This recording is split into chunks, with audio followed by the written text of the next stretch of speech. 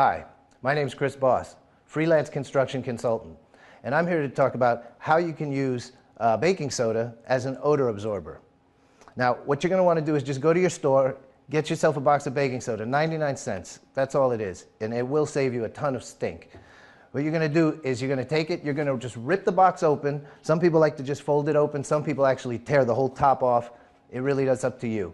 You're going to take it and just put it wherever you have an odor problem. You can put it near your cat box. You can put it in your refrigerator. That's where most people use it because the refrigerator tends to hold the smells in, and it affects the taste of your food. So, of course, you don't want your donut tasting like the fish from last night. Obviously, this will help remove that smell. Once you put it in there, you really don't have to do anything. You just leave it in there.